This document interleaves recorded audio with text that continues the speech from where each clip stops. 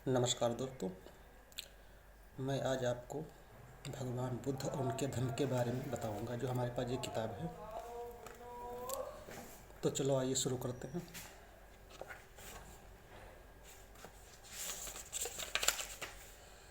ये किताब प्रकाशक है 21 धम्म पार्क, श्यामनगर, अजमेर रोड, जयपुर से है। संस्करण 5 मई बुद्ध पूर्णिमा के दिन 2023 को। इसके लेखक हैं doctor Bodhisattva doctor B.R. Ambedkar ji.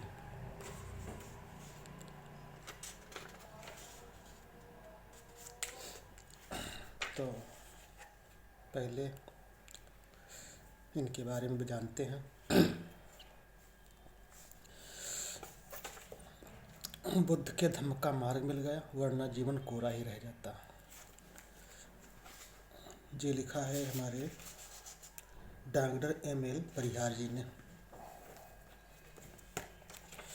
तो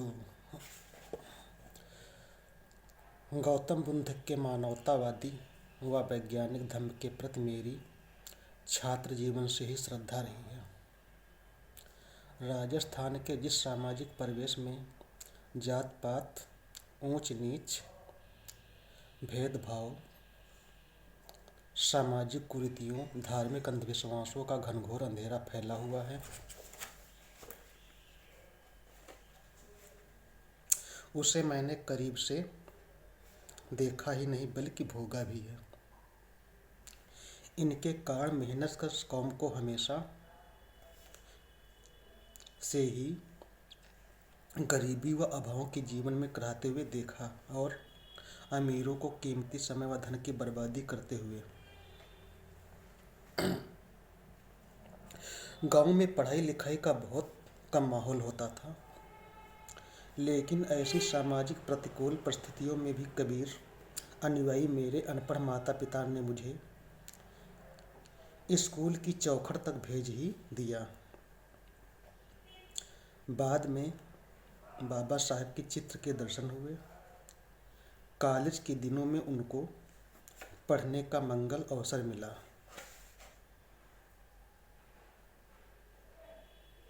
उस समय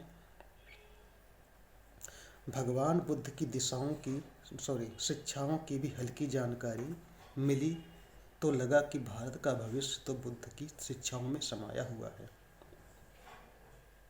मन में तर्क, विवेक, चिंतन और वैज्ञानिक सोच के बीज फूटने लगे तो वृद्ध और अधिक प्रिय लगने लगे। बचपन से ही मन में अंधविश्वास और देवी देवताओं के कोप का भय भरा हुआ था, लेकिन जब दीपोभव का उपदेश मिला तो समझ में आया कि अब और अधिक भटकने की जरूरत नहीं। प्रेम, करुणा, मैत्री व शील का मार्ग मन को पूरी तरह से भा गया। उन्हीं दिनों मेरे धम्म मित्रों ने मुझे बाबा साहब अम्बेडकर की अनुमति कृत भगवान बुद्ध और उनका धम्म भेंट की, लेकिन मैंने लंबे समय तक उसे यह सोचकर नहीं पढ़ा कि दूसरे धार्मिक ग्रंथों की तरह यह भी जटिल होगी, जिससे कोई बौद्ध विद्वान ही समझ पाएगा। बाद में मैंने इसे पढ़ा तो सारी गलत धारणाएं पिघल गईं। फिर तो इस महान ग्रंथ को कई बार पढ़ा। आज बाबा साहब को नमन करता हूँ कि उन्होंने मुझे महामानव बुद्ध और उनके धम्म से मिला दिया, वरना मेरा जीवन भगवान बुद्ध की करुणाशील समाधि और प्रज्ञा के धम्म का स्वाद चखे बिना कोरा ही रह जाता। उन्होंने हमें सामाजिक कुरीतियों और धार्मिक अंधविश्वासों के जाल से मुक्त कराया। मानव कल्याण से परे निरर्थक बातों में समय, धन और ऊर्जा बर्बाद नहीं करने की सीख दी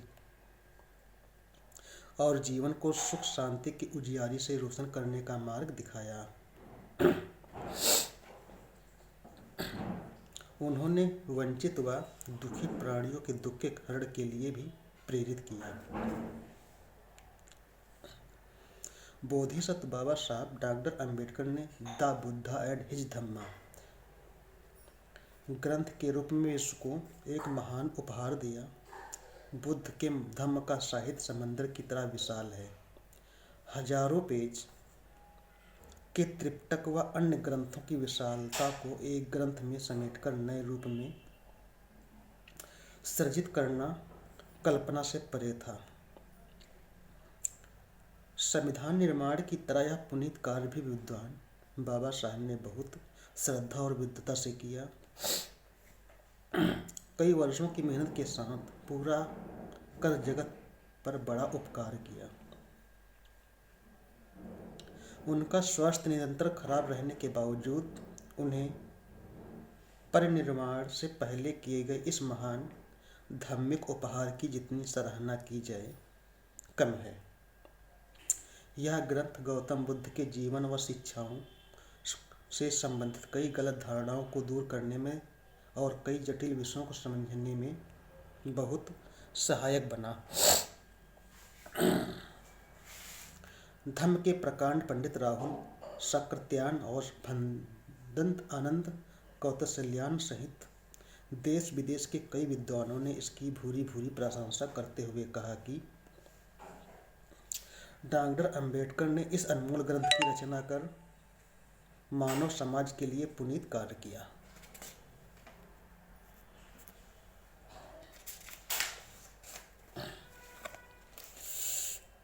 साइंस व टेक्नोलॉजी में तेजी से विकास के साथ ही मनुष्य की जीवन शैली में भी काफ़ी बदलाव आया।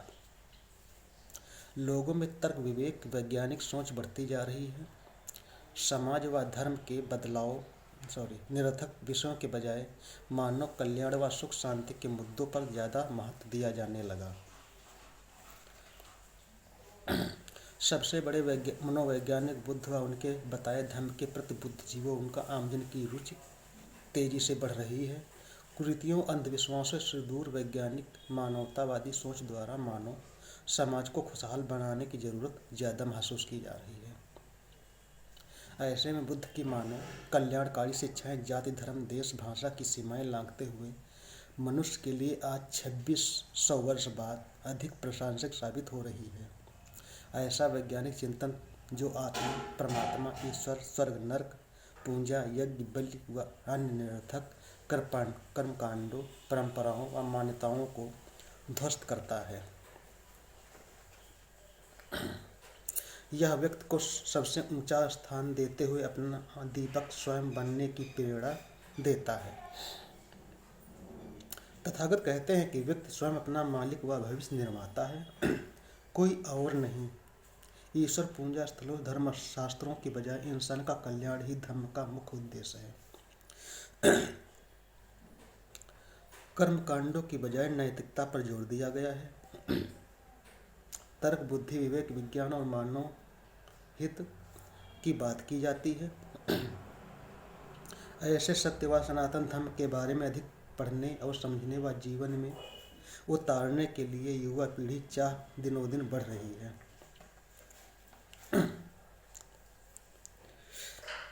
बुद्ध की खोजी गई विपश्यना ध्यान साधना इसका कारण है, जो व्यक्ति के जीवन में सुख शांति का उजियारा फैलाती है।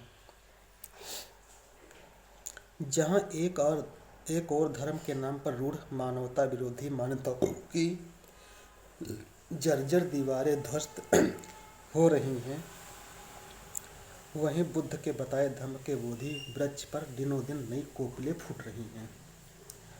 बुद्ध का धर्म जीवन जीने की कला और प्राकृतिक ढंग है। ऐसे धर्म की शिक्षाओं को अधिक सहज व सरल रूप में प्रस्तुत कर घर घर पहुंचाया जाना जरूरी है। यह छोटी सी कोशिश मैंने की है। मेरे लिए यह गौरव और सम्मान की बात है कि मुझे इस पुनीत कार्य का भागीदार होने का मंगल मिला। परम पूज्य भंते डॉक्टर बंदत आनंद कौशल्यान और उनके हिंदी अनुवादक के प्रति पूरा आदर व श्रद्धा रखते हुए समय की मांग के अनुसार मैंने इस ग्रंथ का सरल हिंदी अनुवाद किया है। बाबा साहब के मूल ग्रंथ की भावनाओं का बहुत सम्मान व कृतज्ञता के साथ वैसा ही रखा गया है। बुद्ध के जीवन व दर्शन से संबंधित चित्रों को शामिल कर इस धम्म ग्रंथ को अधिक रुचिकर बनाकर प्रस्तुत करने की कोशिश की गई है। डिजिटल युग की मौजूदा पीढ़ी के लिए ऐसा करना जरूरी है ताकि युवाओं में बुद्ध और धम्म के प्रति श्रद्धा बढ़े। हमारे चारों ओर हिंसा, आपाधापी, तनाव, अपराध, अंधविश्वास व अज्ञान का घनघोर अंधेरा फैलता जा रहा है। मानव मूल्य पर तार तार होते जा रहे हैं। जीवन से सुख शांति दूर होती जा रही है। तब ऐसे ग्रंथ के जरिए भगवान बुद्ध के वैज्ञानिक और मानवतावादी वचनों को घर घर पहुंचाना बहुत जरूरी है।